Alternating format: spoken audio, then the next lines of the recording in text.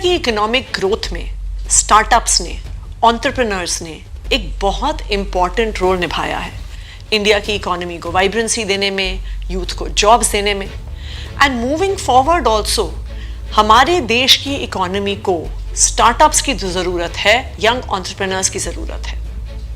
लेकिन अनफॉर्चुनेटली हम एक तरफ तो बात करते हैं स्टार्टअप्स को प्रमोट करने की, हम एक तरफ बात करते हैं स्टार्टअप इंडिया जैसी पॉलिसीज़ की, लेकिन दूसरी तरफ जीएसटी काउंसिल काफ़ी ऐसे डिसीजंस ले रहा है जो हमारे देश के स्टार्टअप इंडस्ट्री के सबसे बड़े सेक्टर को ख़त्म करने की ओर बढ़ रहा है। आज इंडिया में ऑनलाइन गेमिंग स्टार्टअप इकोनॉमी में, स्टार्टअप सेक्टर में, एंटरप्रेन्योरशिप सेक्टर में सबसे बड़ा ग्रोइंग सेगमेंट है। ऑनलाइन गेमिंग एक ऐसा सेक्टर है जिसमें आज 50,000 से ज़्यादा लोग एम्प्लॉयड हैं। ऑनलाइन गेमिंग इंडस्ट्री में 17,000 करोड़ का फॉरेन इन्वेस्टमेंट आया है।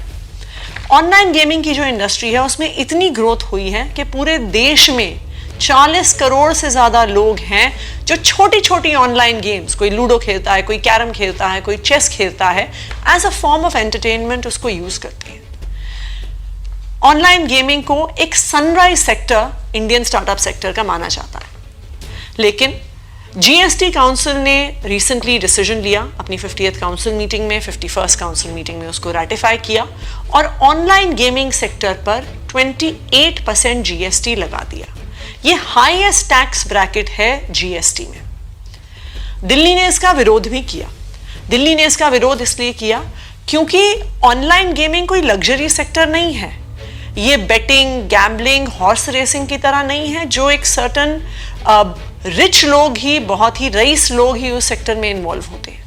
आज आप देखिए कि बहुत सारे लोग देश भर में टियर 2 सिटीज़ में, टियर 3 सिटीज़ में एंटरटेनमेंट के लिए कई प्रकार की छोटी छोटी गेम्स ऑनलाइन गेमिंग वेबसाइट्स पे खेलते हैं। दूसरी बात, अगर एकदम से एक इंडस्ट्री में 28% टैक्स लगा दिया जाता है तो उस इंडस्ट्री को बहुत ज़्यादा इम्पैक्ट पड़ता है।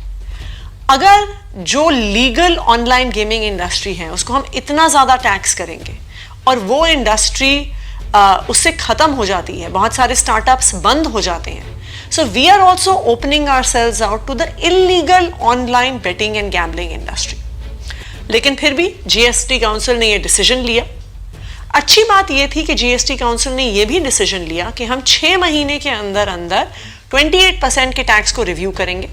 अगर इससे इस सेक्टर में बहुत ज़्यादा डाउनफॉल आई है तो उसको रिकंसिडर करेंगे। 1 अक्टूबर से ये 28% टैक्स लागू होना था, लेकिन उससे पहले ही जीएसटी काउंसिल के डीजीजीआई ने सारी ऑनलाइन गेमिंग इंडस्ट्री को पिछले 6 साल के लिए 1.5 लाख करोड़ के टैक्स एवेजन नोटिसेस भेज दिए। आप सोचिए कि एक इंडस्ट्री है जिसकी वैल्यूएशन मीडिया रिपोर्ट्स के अनुसार 23,000 करोड़ की है। एक 23,000 करोड़ की इंडस्ट्री को 1.5 लाख करोड़ के टैक्स नोटिसेस मिल जाते हैं। इससे क्या होगा? इससे पूरा सेक्टर खत्म हो जाएगा। कोई भी कंपनी नहीं बच पाएगी जो अपनी वैल्यूएशन जितना टैक्स भर पाएगी। फॉर एग्जाम्पल, एक कंपनी है जिसकी टोटल वैल्यूएशन आज के दिन में 19,000 करोड़ है। एक 19,000 करोड़ की कंपनी को 10,000 करोड़ का नोटिस आया हुआ है। ऑब्वियसली वो कंपनी ये टैक्स नहीं भर सकती। इसका नतीजा क्या होगा? इसका नतीजा ये होगा कि ये कंपनियां टैक्स नहीं भर पाएंगी। ये टैक्स भरने के लिए ये कंपनियां बंद हो जाएंगी। अगर ये कंपनियां बंद हो गई तो जो 50,000 से ज़्यादा यंग लोग, प्रोग्रामर्स इस कंपनीज में काम कर रहे हैं, वो बेरोजगार हो जाएंगे। दूसरी बात, इस पूरे सेक्टर में जो आगे बढ़ के एम्प्लॉयमेंट देने का पोटेंशियल है वो खत्म हो जाएगा। तीसरी बात, ये एक ऐसा सेक्टर है जिसमें ऑलरेडी 17,000 करोड़ का फॉरेन इन्वेस्टमेंट आ चुका है। 25,000 करोड़ का और foreign investment in the pipeline था।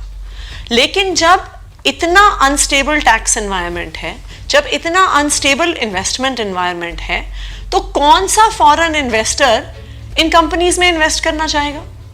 नॉट जस्ट दिस, ये जो unstable and erratic tax environment है, ये ना सिर्फ ऑनलाइन गेमिंग इंडस्ट्रीज को इंपैक्ट करेगा, ये पूरे स्टार्टअप सेक्टर को इंपैक्ट करेगा।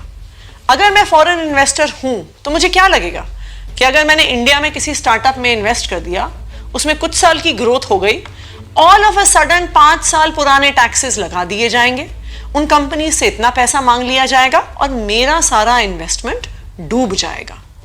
इसलिए कोई भी फॉरेन इन्वेस्टर इंडियन स्टार्टअप्स में इन्वेस्ट नहीं करना चाहेगा। और सबसे जरूरी बात, इन कंपनीज को बंद होते हुए देख कोई भी यूथ जो आज कॉलेज से पास आउट हो रहा है, इंजीनियरिंग से पास आउट हो रहा है, आईआईटी से पास आउट हो रहा है, वो सोचेगा मैं क्यों एंटरप्रेन्योर बनूं, अच्छी सी सेफ नौकरी करो, बिकॉज अपना स्टार्टअप शुरू करना तो कितना रिस्की है।